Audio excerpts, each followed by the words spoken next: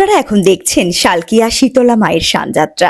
মাঘী পূর্ণিমার পুণ্য লগ্নে যে অনুষ্ঠানকে কেন্দ্র করে সমগ্র শালকিয়াবাসী তথা হাওড়াবাসী মেতে ওঠেন আনন্দে। ওই দিন শালকিয়া হয়ে ওঠে লক্ষাধিক মানুষের মিলন ক্ষেত্র।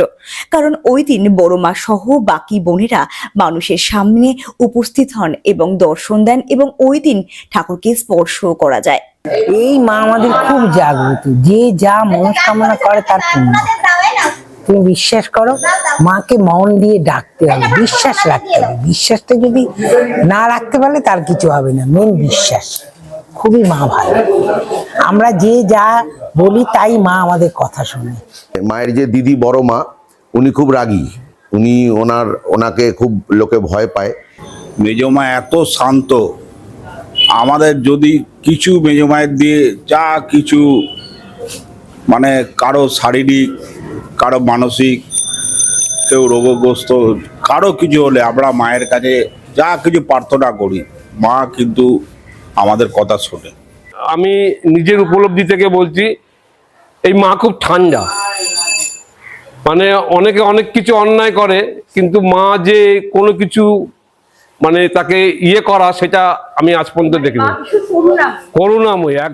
সর্বভূতা যদা দেবী স্বর্গ মুক্তি প্রদায়িনী স্বাং দুদে কাবা ভবন্তো বরমক্তয়া সর্বস্যা বুদ্ধিরূপেণ জনস্থিতি সংস্থিতে স্বর্গাপমর্গতে দেবী নারায়ণী নমস্তুতে।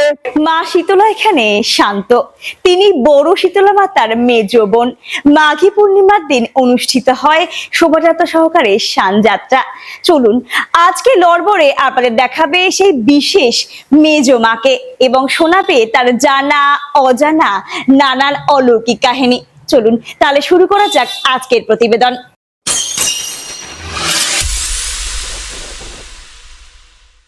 আমি পিতৃহারা মাতৃহারা অভাগা সন্তান, ওই চরণে মা গো আমায় দাও না তুমি স্থান।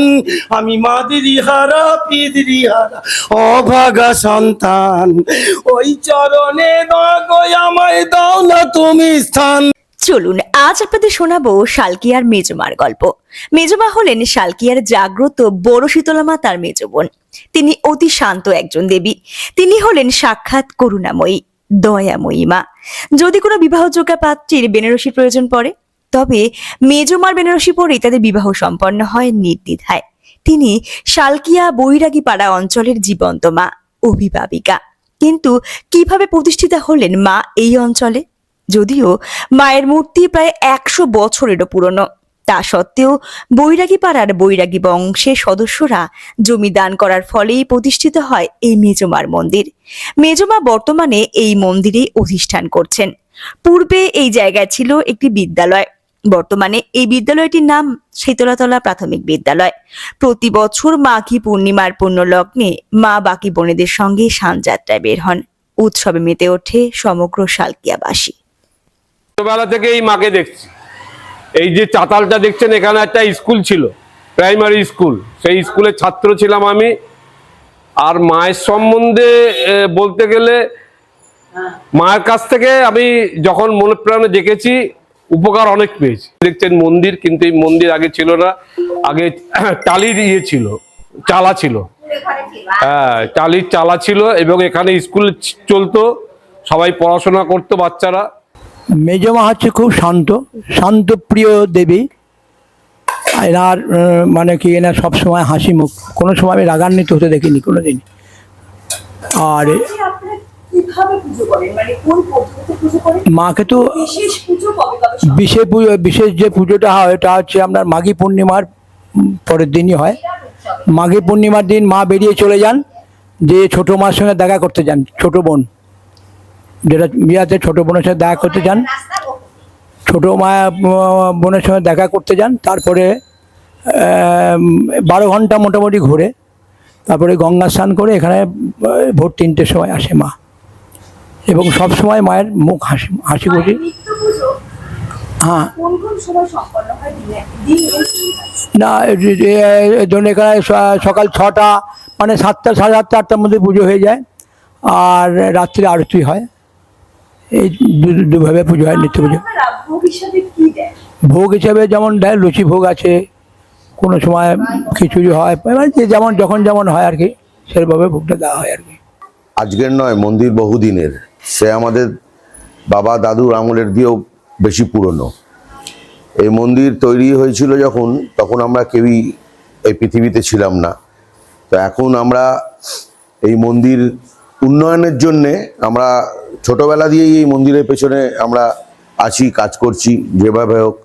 আমাদের মন্দিরের সবচেয়ে বড় অনুষ্ঠান হয় মায়ের চানে, মাঘী পূর্ণিমা ফেব্রুয়ারি মাসে মায়ের চান হয়। এবার তারপরেও ছোটোখাটো অনুষ্ঠান প্রতিদিন প্রতি মাসেই লেগে থাকে কিছু না কিছু, যেমন ধর্মরাজ বাবার চান হয় আমাদের মন্দিরে, মায়ের অন্নকূট হয়, মায়ের চানের পরে 8 দিনের মাথায় একটা ভোগ হয়, খুব বড় ভোগ হয় মায়ের। শালকিয়ার সবচেয়ে বড় ভোগ মনে হয় আমাদের মন্দিরেই হয় সেই সময়। ওই দিনকে মাকে ভোগে কি দেওয়া হয়?